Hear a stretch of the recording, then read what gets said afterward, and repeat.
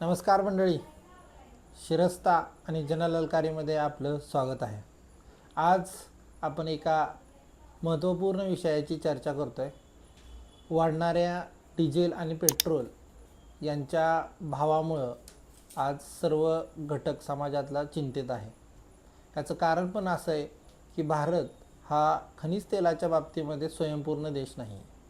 आपल्याला जवळपास आपली जेवढी गरज आहे त्याच्या 85 ते 90% एवढं खनिज तेल आयात करावं लागतं. तर याच संदर्भामध्ये एक माहितीपूर्ण व्हिडिओ बनवतो आहे आपण. तर सुरुवातीला एक महत्त्वाची कथा आपण समजून घेऊयात.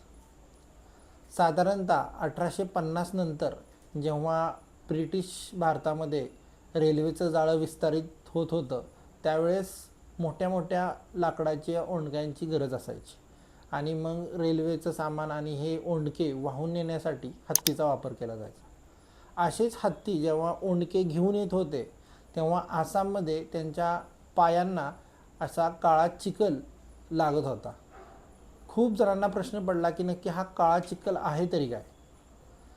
तर त्या काळचा ब्रिटिश अधिकारी यांनी शोध घेतला आणि लक्षात आलं की हा काळा चिखल की ज्याचा एक विशिष्ट वास येतोय दुसरं तिसरं काही नाही तर हे खनिज तेल आहे. आणि मग त्यानंतर 1885 ते 90च्या दरम्यान या खनिज तेलाचं भूगर्भातून काढणी आणि त्यानंतर त्याची रिफायनरी करणं हे काम सुरू झालं. त्यामुळं जमिनीतलं खोदकाम करून आपल्याला ते खनिज तेल बाहेर काढायचं होतं. मग ब्रिटिश अधिकारी कामगारांना जेव्हा ओरडत असे तेव्हा तो बोलायचा, हे बॉय डिग, म्हणजे अरे मुला खोदकाम कर, खोदकाम कर. याचा अर्थ असा की जेवढं जास्त खोदकाम होईल तेवढं जास्त खनिज तेल मिळण्याची शक्यता वाढत होती. मग त्यांना प्रोत्साहित करण्यासाठी, त्यांना हुकूम देण्यासाठी तो डिग बॉय डिग असं ओरडत होता आणि यातूनच दिग्बोई या शहराचं नाव आहे. 1901ला भारतातील नव्हे तर जवळपास आशियामधील सर्वात पहिली ज्या महत्त्वाच्या रिफायनरीज होत्या त्या रिफायनरीपैकी एक रिफायनरी म्हणजे की आपली दिग्बोई ऑइल रिफायनरी. म्हणजे हे तेल शुद्धीकरण प्रकल्प 1901चा हा भारतातील पहिला आहे आणि आशियामधील ज्या सर्वात जुन्या तेल शुद्धीकरण प्रकल्प आहेत त्यापैकी एक आहे. मग या दिग्बोईची कहाणी नंतर पुढे येऊन पोचते ते 2026 पर्यंत.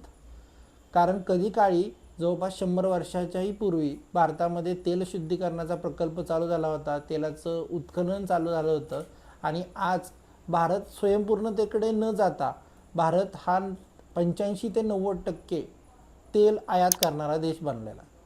आता तुम्ही म्हणाल की ते साठे भारतामध्ये उपलब्धच नाहीत, मग आपण ते आयातच करावे लागणार आहेत.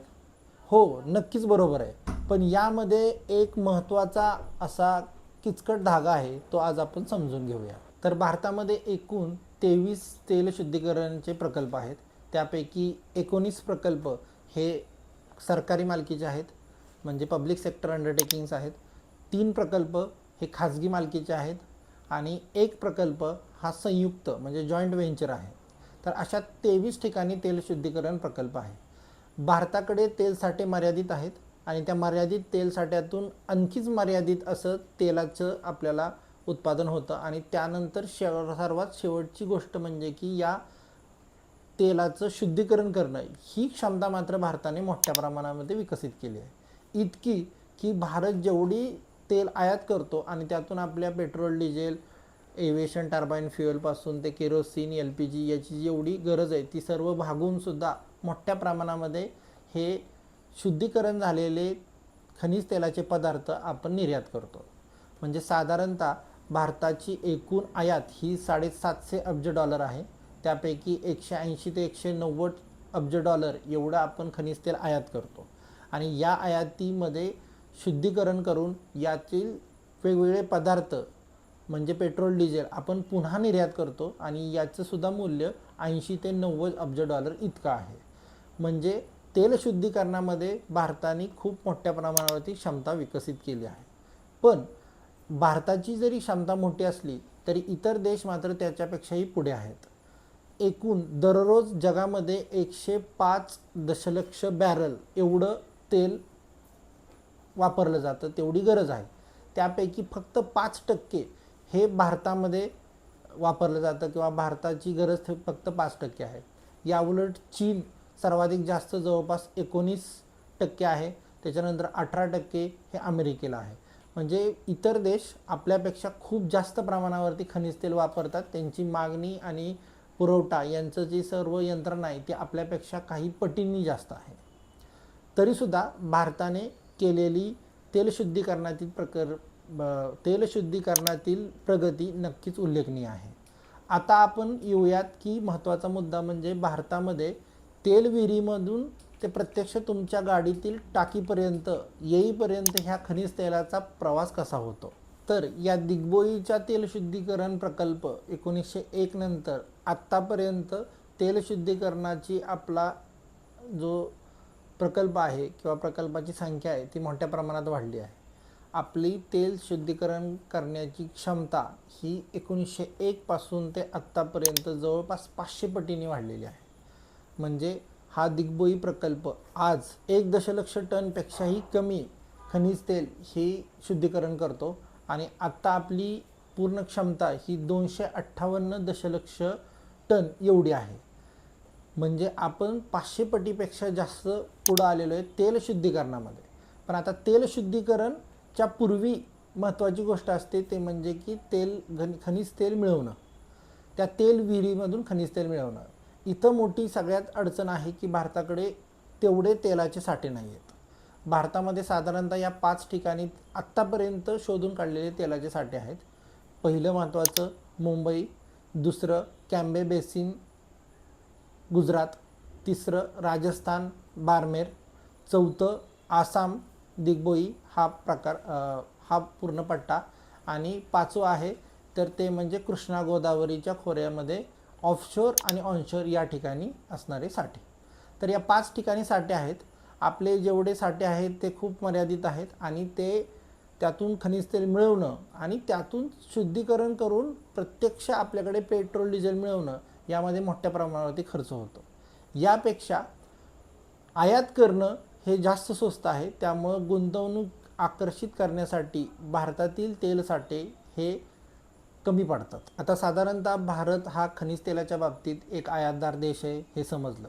मग आता आयातदार देशाची ही जबाबदारी असते की ज्या ठिकाणी सर्वाधिक कमी दराने आपल्याला खनिज तेल उपलब्ध आहे तिथूनच आयात केली पाहिजे. म्हणजे आयातदारांनी अशी मागणी करावी की जेणेकरून जो आपल्याला खनिज तेल पुरवतोय तो कमीत कमी भावाने देईल. पण अशी परिस्थिती राहिलेली नाही, कारण तेलाचं एकूण व्यापार आणि आंतरराष्ट्रीय राजकारण हे नेहमीच एकत्र असतं. म्हणजे काय की organization of petroleum export countries OPEC नावाची संघटना आहे. त्यांनी एक कार्टेल तयार केले. कार्टेल म्हणजे की सर्व समविचारी राष्ट्र एकत्र आले आणि त्यांनी तेलाचे भाव वाढवले जेणेकरून सर्वांना फायदा होईल. अशी तेल उत्पादक देश एकत्र आल्याने ओपेक नावाची एक संघटना स्थापन केली आणि त्यातून त्यांनी तेलाचे भाव वाढतील आणि ते तेल निर्मिती करणाऱ्या देशांना परवडतील अशा स्वरूपाचे दर ठेवण्याचा प्रयत्न केला. नंतरच्या काळामध्ये या ओपेकची अडचण ही अमेरिकेला होत होती. मग अमेरिकेने मोठ्या प्रमाणावरती गुंतवणूक करून स्वतःचा सुद्धा तेलसाठा आणि त्याचं उत्खनन करून त्याची निर्मिती क्षमता वाढवण्याकडे भर दिला. अलीकडच्या काळामध्ये हे ओपेक नावाचं कार्टेल तितकंसं वर्क होत नाही. पण आता नवीन परिस्थिती निर्माण झालेली आहे. आता युद्ध झाल्यामुळं आणि त्यातही स्ट्रेट ऑफ हॉर्मुझ म्हणजे हॉर्मुझची सामुद्रधुनी हे इराण आणि अमेरिका आणि इस्रायल या 3 देशांच्या एकत्रित युद्धामुळं बंद पडली. त्यातून बऱ्याचशा या इंधन घेऊन येणाऱ्या ज्या वाहतूक नौका आहेत त्या अडकून पडत आहेत आणि अडकून पडल्यामुळं पुरवठा साखळी ही विस्कळीत होऊन भाववाढ होते. साधारणतः $70 ते $80 प्रति बॅरल एवढं असणारं खनिज तेल आता वाढून ते 100पेक्षा जास्त गेलेलं आहे. म्हणजे $100पेक्षा जास्त गेलेलं आहे. मग याचाच परिणाम जवळपास जगातील सर्व आयातदार देशांमध्ये 20 ते 25% एवढी भाववाढ झाली. तुलनेमध्ये भारताची भाववाढ कमी आहे असं बोललं जात आहे, पण हे तितकंसं खरं नाही. हे कसं हे आपण समजावून घेऊया. आता एकूण आपली आयात जर आपल्या गरजेच्या 85 ते 90% तर या बाबतीमध्ये देशाने एक धोरण आखणं अपेक्षित होतं, ते म्हणजे की आम्हाला जिथं परवडेल तिथून आम्ही खनिज तेलाची आयात करणार. पण मध्यंतरीच्या काळामध्ये आपलं परराष्ट्र धोरण हे जास्त करून अमेरिका धार्जिनी झालं होतं. मग अमेरिकाच ठरवत होतं की नक्की तुम्ही कुठून आयात करायची. स्वतः अमेरिकासुद्धा निर्यातदार देश झाल्यामुळं आता अमेरिकासुद्धा भारताला खनिज तेलाची निर्यात करतो. अमेरिकेचे बहुसंख्य जे मित्रराष्ट्र आहेत मध्यपूर्व आशियामधील, ज्यामध्ये सौदी अरेबियापासून ते कतारपासून ते कुवेत यांची नावे घेतली जातात, इथूनच आपल्याला आयात करावी अशी थोडक्यात बंधनच आपल्यावरती घातली गेली. आपल्या परराष्ट्र मंत्रालयाने किंवा आपल्या पूर्ण एकूण राज्यकर्त्यांनी त्या बाबतीमध्ये तेवढी जागरूकता ठेवणं अपेक्षित होतं, पण ती झाली नाही.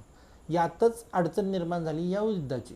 आणि मग आपल्याकडे आता आयात करण्यासाठी जे पर्याय आहेत ते पर्याय कमी आहेत.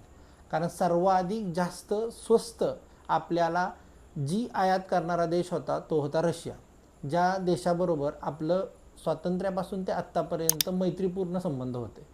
म्हणजे मैत्रीपूर्ण संबंध, एक विश्वसनीय तेल साठ्याचा आपल्याला पुरवठा करणार, आणि तिसरं महत्त्वाचं म्हणजे की वाहतुकीसाठी तितकीशी अडचण असणारा हा देश नव्हता. हे सर्व असतानासुद्धा फक्त आपण अमेरिके धार्जिनी परराष्ट्र धोरण यामुळं रशियाला दुखावून बसलो, आणि आता नेमकाच आपण संकटात सापडल्यामुळं आपला मित्र पण तितकासा आपल्या मदतीला येऊ शकत नाही, कारण आपली जी पूर्णपणे साखळी होती ती साखळी विस्कळीत झालेली आहे. सामान्यतः भारत कोणत्या देशाकडून खनिज तेल आयात करतो, यामध्ये सर्वात पहिला आणि महत्त्वाचा देश आहे तो म्हणजे सौदी अरेबिया, त्याच्यानंतर इराक आहे, त्याच्यानंतर UAE आहे, त्याच्यानंतर USA आहे, रशिया आहे. असे देशांची आपली नावे घेऊ शकतो की जिथून आपण खनिज तेलाची आयात करतो.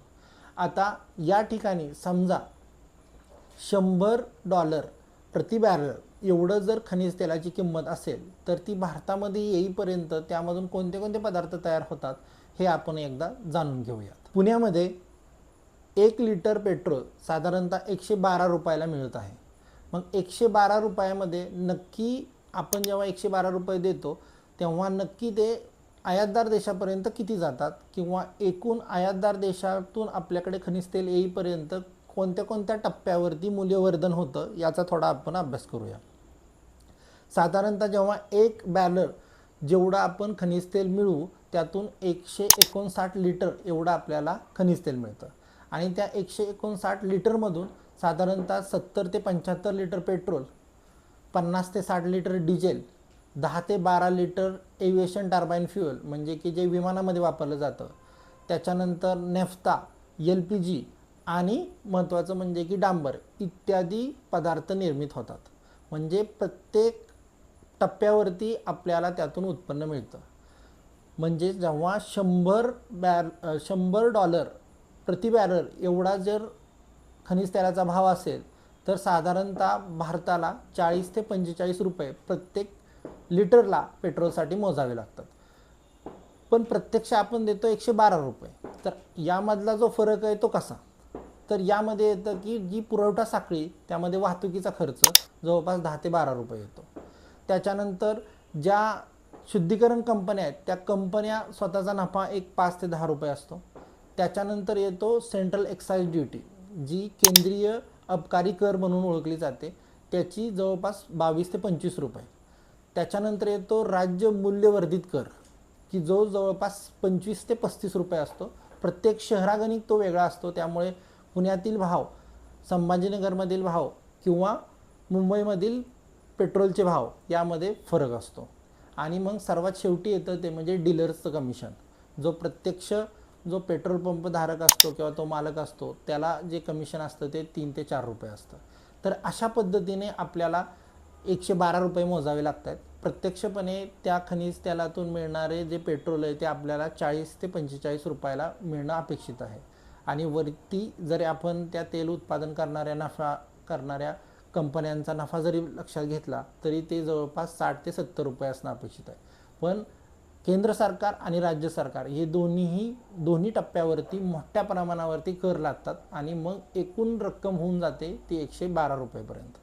आता यामध्ये एक आणखी अडचण अशी आहे की ते म्हणजे की जर हे सर्व कर शून्य केले, म्हणजे की पेट्रोलचे भाव 60 ते 70 रुपयापर्यंत आणले, तर पेट्रोलचा खप मोठ्या प्रमाणात वाढू शकतो आणि त्यातून परत आणखी अडचणी निर्माण होऊ शकतात. हे होऊ न देण्यासाठी सुद्धा कर लावणं गरजेचं पडतं. दुसरं महत्त्वाचं कारण आहे म्हणजे आंतरराष्ट्रीय पातळीवरती आपण पर्यावरणाचं संवर्धन करणं किंवा त्याच्यासाठीचं बचावाचे आपण कृती कार्यक्रम ठेवणं हे गरजेचं असतं.